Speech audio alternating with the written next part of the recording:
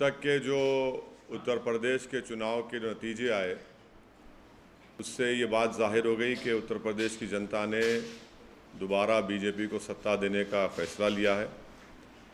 ये जो फ़ैसला लिया गया हम इसकी इज़्ज़त करते हैं। ये आवाम का और जनता का फ़ैसला है और साथ ही साथ मैं अपनी पार्टी के अध्यक्ष जनाब शौकत अली साहब का और पार्टी के उत्तर प्रदेश के तमाम ज़िम्मेदारों का और जो हमारे पार्टी के मेंबर्स जो महाराष्ट्र से और कर्नाटका से हैदराबाद से जाकर वहाँ पर कई महीनों से मेहनत किए, मैं उन सब का शुक्रिया अदा करता हूँ।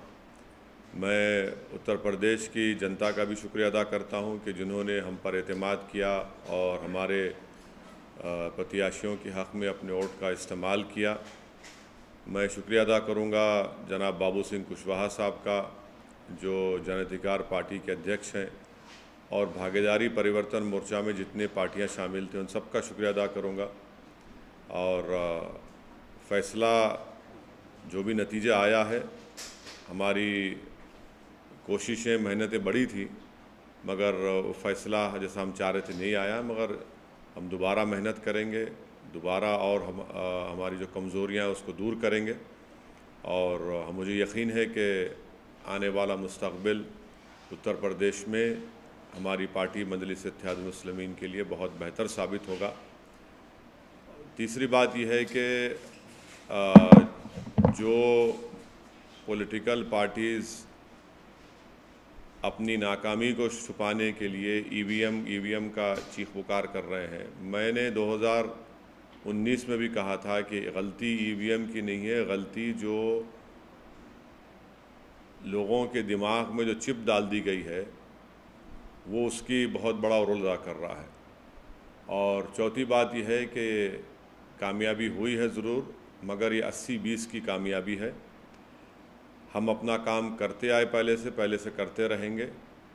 और बस मुझे यही कहना है कि हम लोग काफ़ी मेहनत किए, बहुत अच्छी मेहनत की, दिलो जान से हम लोग, हमारे पूरे पार्टी के ज़िम्मेदारों ने मेहनत की। मैं उन सब का शुक्रिया अदा करता हूँ, बल्कि उनसे ये भी अपील करूँगा कि अपने हौसलों को बुलंद रखिए।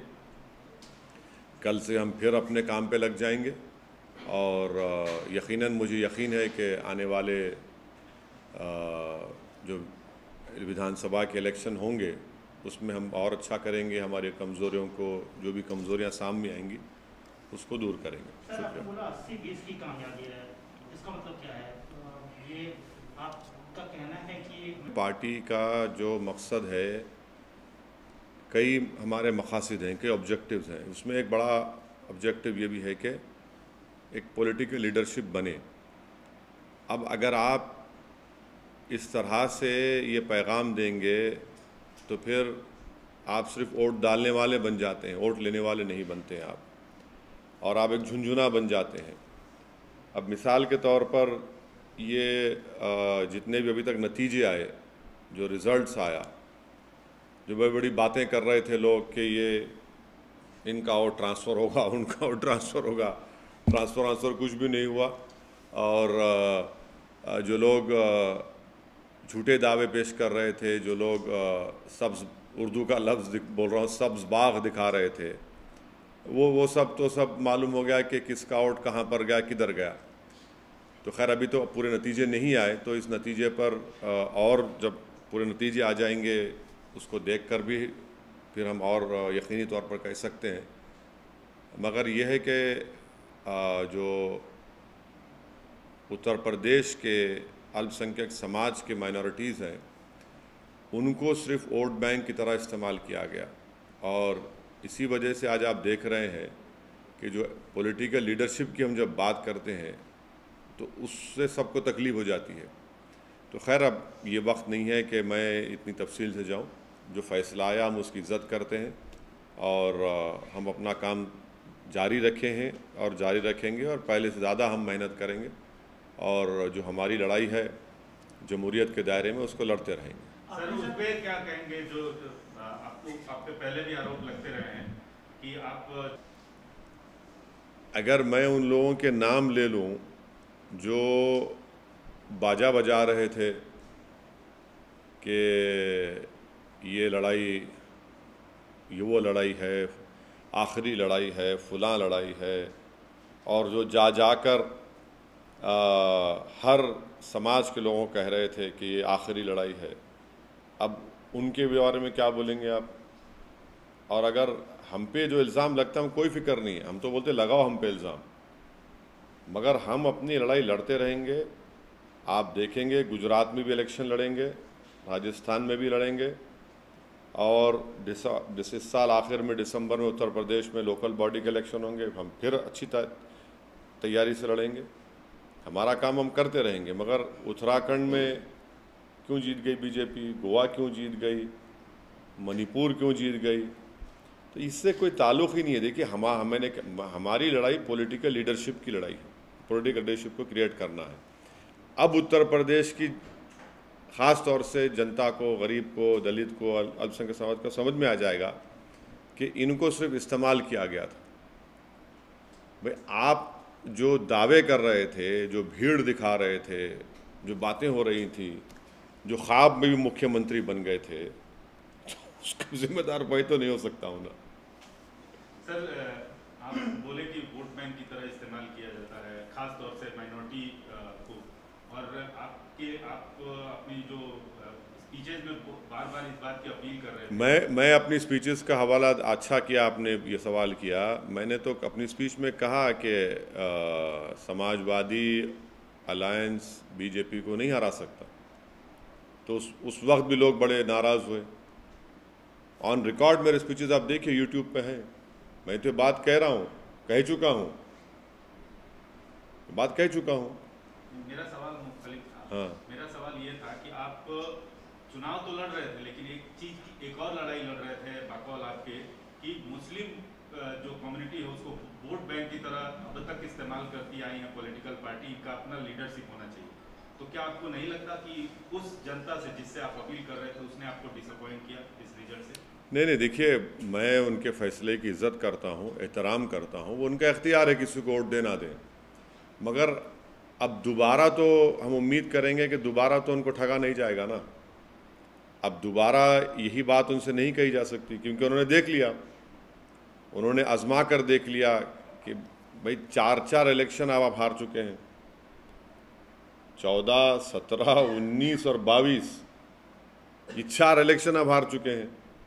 तो अब हम उम्मीद करते हैं कि वो अपना, उनका ही फैसला है, मगर वो अब की बार जब आइंदा पार्लियामेंट के इलेक्शन होंगे उत्तर प्रदेश में या म्यूनसिपल इलेक्शन होंगे, वो हमारी इस बात पे गौर करेंगे। हमको मालूम है कि हमारी बहुत सी बातों को लोग उस पर गौर किए, मगर एक जो चलाया गया था प्रोग्राम पूरा, वो प्रोग्राम तो नाकाम साबित हो गया। सर, यूपी में पहले कहा जाता था कि एमवाई समीकरण चलता है, मुस्लिम यादव, लेकिन इस बार ये कहा गया है कि एमवाई समीकरण चला है, वो भी महिला और योजनाएं। कोई नहीं, सुनिए, नहीं, एक मिनट, और प्रधानमंत्री के चलते ही एमवाई किसके लिए चलता था? एमवाई किसके लिए चलता था बताइए? कौन सी पार्टी के लिए चलता था एमवाई? यहाँ तो खाली एम ही है ना, वाई कहाँ है यहाँ पे? तो खाली एम ही है, वाई तो मानते हैं कि ये जो योजनाएं थी महिलाओं के लेकर के। अब देखिए प्रसाद साहब ऐसा है ना, अंग्रेजी कहावत है, victory has many fathers, defeat has none. अब आप जीतने के बाद आप वो बोलते बोलिए, अब आप जीत गए तो आप नहीं, मैं यूपी, देखिए यूपी की जनता ने फैसला लिया, हम उसकी इज्जत करते हैं। अब उस पर आप क्या क्या लगा लीजिए, मगर वो फैसला है, उसकी इज्जत करना पड़ेगा, एहतराम करना पड़ेगा। सर, आपने कहा कि अब ये चुनाव तो हो गए, आपने कहा कि गुजरात और राजस्थान में, तो क्या एमआईएम वहाँ पे? बिल्कुल करेंगे, बिल्कुल करेंगे, हम बिल्कुल करेंगे। बल्कि इससे पैगाम तो चला गया ना कि ये लोग जो एक पर्टिकुलर कम्युनिटी को अपना वोट बैंक समझते थे, अब तो वोट तो ले लिए, मगर आपके वोट नहीं है, आप तो जीत ही नहीं पा रहे, आपका वोट ही नहीं है। वो जो क्या लफ्ज़ इस्तेमाल किया था कि रेनबो, हाँ नहीं, जो हिंदी का लफ्ज़ इस्तेमाल हुआ था उसमें वो तो सब हाथ को आ गया ना, वो तो बिल्कुल ही नाकाम साबित हुए। बहुरंगी गठबंधन, ये कहाँ से बहुरंगी था भाई? उसमें तो खाली एक ही रंग था। रेनबो कोलिशन कहा आपने कि ये कम्युनिटी का वोट, वो कम्युनिटी का वोट, ये ट्रांसफ़र हो गया, वो हो गया। अब आप बताइए कि लखीमपुर खीरी में बीजेपी पूरी जीत जाती है। इसलिए हम कह रहे हैं कि 80-20 का मामला हो गया, और ये 80-20 हम आपको कह रहे हैं बहुत लंबे सालों तक रहने वाला है भारत की जमहूरियत में। तो आपको लगता है विकास के मुद्दे पे नहीं, अभी ये प्रेस कॉन्फ्रेंस ये मौका नहीं है, ना वक्त है कि मैं इतना उसमें सब्सटेंशिएट करूं, मगर मैं इतना ज़रूर कहूँगा कि 80-20 का ये माहौल बहुत लंबे सालों तक रहने वाला है। ये समझने की ज़रूरत है सबको। क्या इस सर, इलेक्शन आखिर का ऐसा असर क्यों है कि आप वेस्ट बंगाल गए, वहाँ भी जो मुस्लिम कम्युनिटी का भरोसा नहीं जीत पाए। अभी उत्तर प्रदेश में उन सीटों पर चुनाव लड़े जहाँ जो मुस्लिम माहौल और डिसाइडिंग पोजीशन पर रहती है। नहीं, ऐसा नहीं। हम तो अलायंस का हिस्सा, सुनिए, ऐसा नहीं, हम तो अलायंस का हिस्सा थे, भागीदारी परिवर्तन मोर्चा का। जितने जन अधिकार पार्टी के भी कैंडिडेट्स थे और दूसरे अलायंस के, हम सबके लिए कैंपेन किए। इलेक्शन में जीत हार होती है, इलेक्शन जीत हार होती है। और मान्यवर कांशीराम ने सही कहा था कि पहला इलेक्शन हारना, दूसरा हराना, तीसरा जीतना। अरे सुनिए, ये कांशीराम साहब का एक बहुत बड़ा इंपॉर्टेंट स्टेटमेंट है। हम हारे हैं, जीतेंगे दोबारा, इसमें कौन सी बड़ी बात है? कौन सा आसमान गिरने वाला है? हमारे हौसले, हमारा अज़म कभी कम नहीं होगा, ना इससे होता है। ठीक है, हम जो चाह रहे थे उसके बरक्स नतीजा आया, कोई बात नहीं है, मगर हमारे हौसले, हमारे स्पिरिट आज भी हाई हैं, कल भी हाई रहेंगे, हम लगे रहेंगे। आपने कांशीराम का इसी से जुड़ा हुआ समझिए वो नहीं, मतलब आखिर क्या कारण वो आप पाते हैं कि जो मुस्लिम कम्युनिटी है उसका भरोसा नहीं जीत पा रहे हैं? नहीं, देखिए, अब एक मैसेजिंग जो की गई थी ये सब लोगों की वजह से, अब उसका नतीजा देख रहे हैं ना आप, अब उसका नतीजा देख रहे हैं लोग। तो ये एक टर्निंग पॉइंट होगा मुस्लिम पॉलिटिक्स के लिए। ये यहाँ पर मालूम हो जाएगा कि भाई जो दावे कर रहे थे उन्हीं के पास कुछ है ही नहीं, वो खुद बिल्कुल खाली पड़े हुए हैं, सिर्फ दावे कर रहे थे। अगर उनके दावे सही साबित होते तो कुछ तो उनके पास बचता, उनके पास कुछ नहीं बचा। तो हिजाब का मामला किसको फायदा किया और किसको नुकसान किया सर? देखिए, हिजाब का मामला मैंने कहा था अपने भाषण में, ये संविधान के फंडामेंटल राइट का इशू है। इलेक्शन हो, चुनाव हो ना हो, जहाँ पर फंडामेंटल राइट्स का वायलेशन आएगा वहाँ पर बोलना पड़ेगा। लेकिन वो इशू अगर चुनाव नहीं होते तो आप समझते हो इसी खाऊं बढ़ जाता। आप गलत सोच रहे हैं। आप, ये मेरा फंडामेंटल राइट है, संविधान को प्रोटेक्ट करना मेरी आपकी जिम्मेदारी है, मैं बोलूँगा बराबर। मगर ये बोलना कि इसमें आया, भाई अगर नहीं आता तो भी हम बोलते बराबर। 80-20 के नैरेटिव में क्या ये काम आया सर? नहीं, 80-20 का नैरेटिव आपको बताएंगे आराम से, अभी आज की प्रेस कॉन्फ्रेंस हो जाए। आप बोल रहे हैं कि जो मैसेज दिया गया था तो आपका इशारा कहीं न कहीं जमात के जो नुमाइंदे हैं, चाहे वो मेरा इशारा किसी लीडर हों, नहीं, मेरा इशारा किसी के ऊपर नहीं है। जनता समझ जाएगी। मैं आप जिसका समझ रहे हो नहीं, वो गलत है, वो नहीं। आप कह रहे हैं कि ये जो 80-20 का जो नैरेटिव है, This is going to stay for a very, very long time. This is the crass reality which everyone will have to accept. At the same time, the story of the day is also coming from Punjab, where Kejriwal has sort of in a way created history, and he has made it amply clear that he is going to stitch up a national front, which may not be possible without the support of other players. And here we're talking about TRS Chief Minister KC. You know what? One of the MLAs of that party had talked about my chief minister.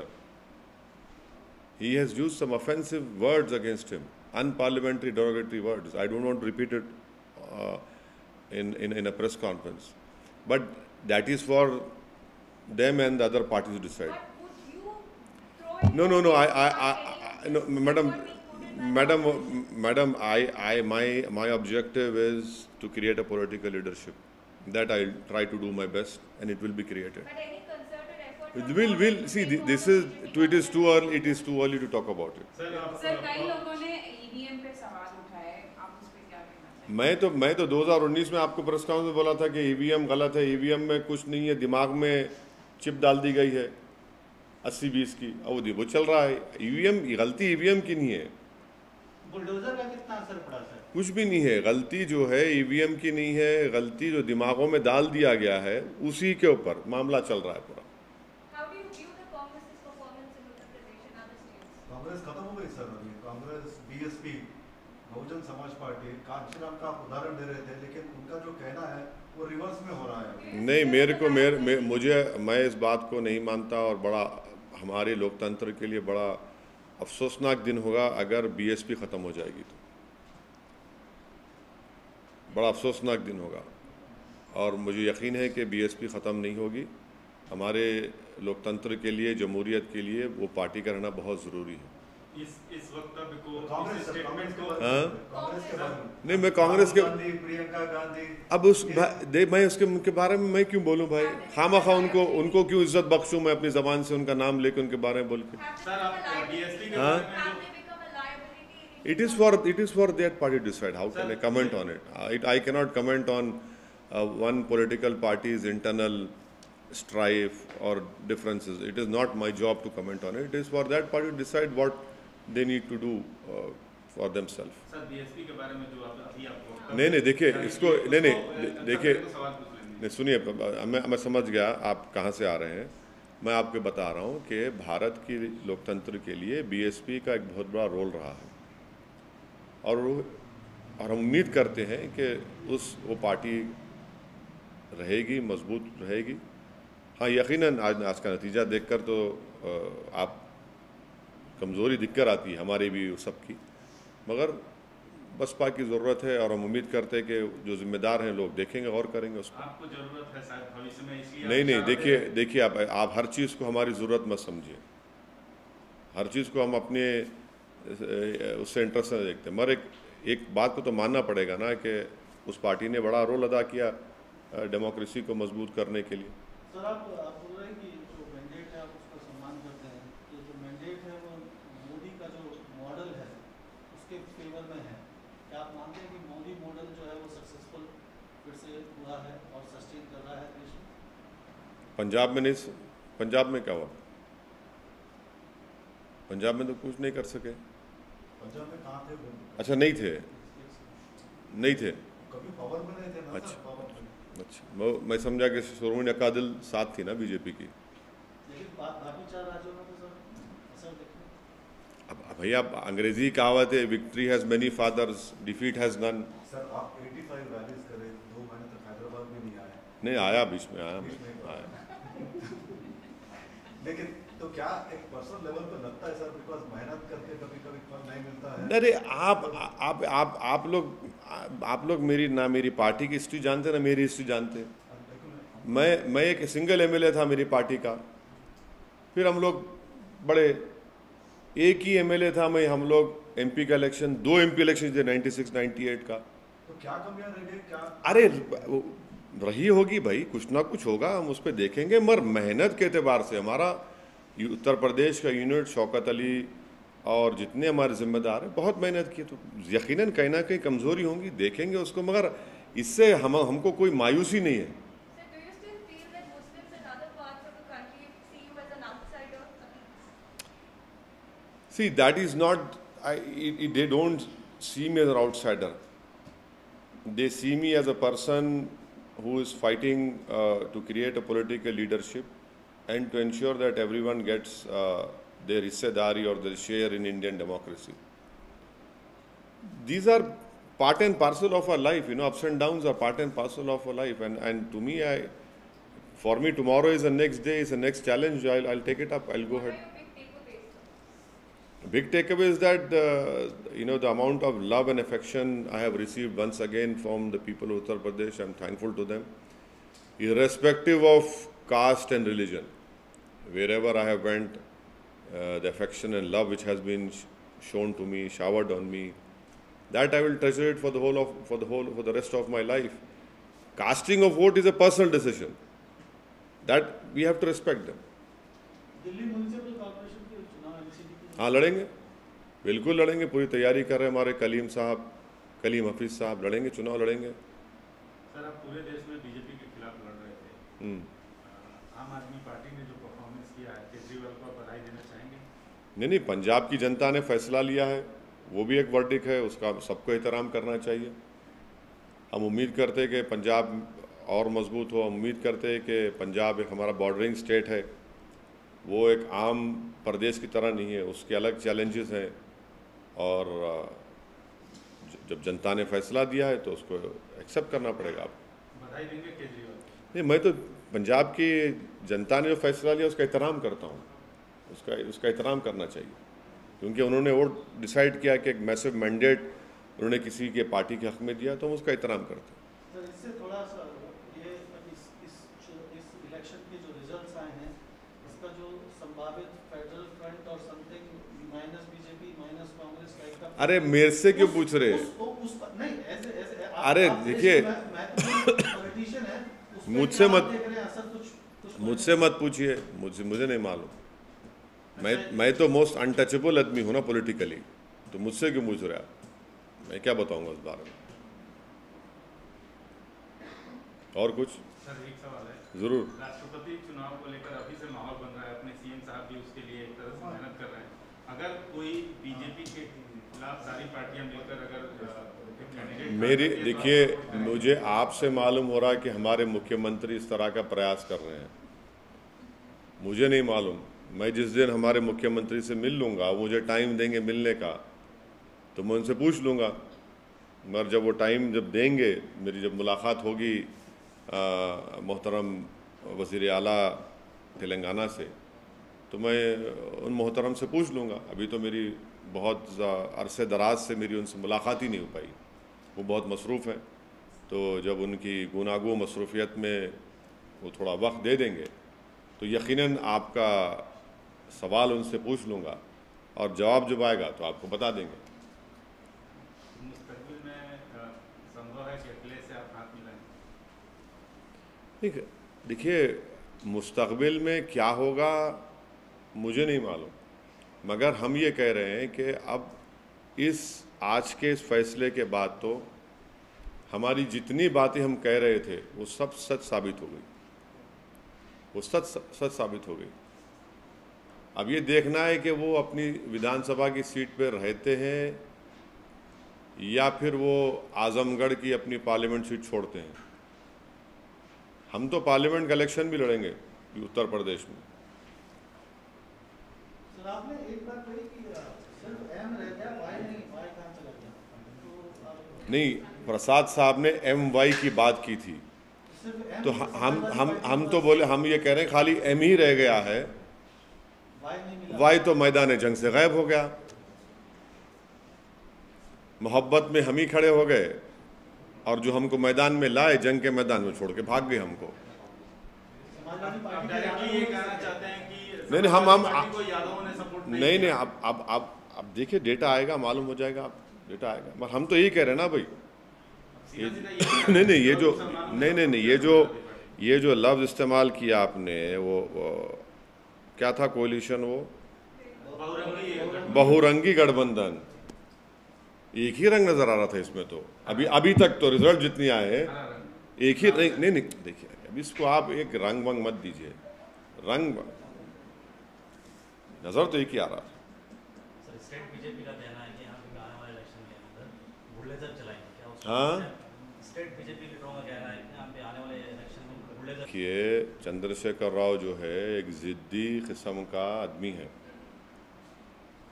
ये बातें नहीं करना यहाँ पे, समझे ना। अब यहाँ पे क्या चलाएंगे, कैसा चलाएंगे, वो मालूम हो जाता। मगर अब वो आप जीत गए उत्तर प्रदेश, सही है।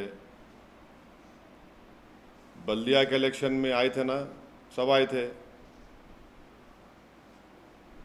लेकिन परफॉर्म भी तो किया सर। हाँ, परफॉर्म किए, फिर उसके बाद क्या? अरे तो छोड़िए ना, वो तो कांग्रेस, जहाँ कांग्रेस का वैक्यूम पैदा होता है इन्हों फिल कर लेते। इसका मतलब भाई, जहाँ हमारे जितने नंबर से हम रिपीट किए, अंडर एस्टिमेट मत करो आप चंद्रशेखर राव को। और अच्छी बात यह है कि चंद्रशेखर राव अब जो एक्टिव हो गए ना, वो बड़ा चेंज है उनमें, और उम्मीद करते हैं कि वज़ीर आला ऐसी एक्टिव रहेंगे, ऐसी एक्टिव रहेंगे अब आइंदा असम्बली के चुनाव तक। मतलब उससे पहले इलेक्शन होगा। नहीं, वो कब कराते वो नहीं मालूम मेरे को, वो मेरे को नहीं मालूम, आपको मालूम है तो बताइए, हम भी तैयारी शुरू कर रहे थे जल्दी। मेरे को तो नहीं मालूम, बट हम तो उम्मीद करेंगे कि हमारे वज़ीर आला जो एक्टिव आज है, उन्हें एक्टिव रहना, बस एक्टिव रहना, और थोड़ा उन्हें पब्लिक से मिलना भी, थोड़ा जितने उनके MLA से तो टाइम निकाल लिए, थोड़ा मिल लिए तो अच्छा रहता, क्योंकि TRS में एक ही फेस है, वो TRS में एक ही चेहरा है बस, वो दूसरे कोई चेहरे नहीं है। बहुत बड़ा बात है। टीआरएस में कैसे सर एक ही चेहरा है? बिल्कुल TRS में एक ही चेहरा है, कोई दूसरा चेहरा है ही नहीं, कोई भी नहीं है, कोई नहीं है, सिवाय वज़ीर आला के चंद्रशेखर और कोई चेहरा नहीं है। सर पिछले इलेक्शन में बाबू भी बहुत एक्टिव हुए थे, ऐसी नेशनल पॉलिटिक्स में इन्वॉल्व होते हैं, अभी नहीं दिख रहे है उन्होंने आंध्रा में है ना थोड़ा बहुत, आंध्रा में है, थोड़ा बहुत है। नहीं, इनका सिचुएशन ऐसा ना हो जाए। कहाँ पे? यहाँ पे नहीं, देखिए, इन्हों चंद्रबाबू नायडू को छोड़ के निकले, वो ऐसा आदमी नहीं है, वो छोड़ के निकले स्वयं।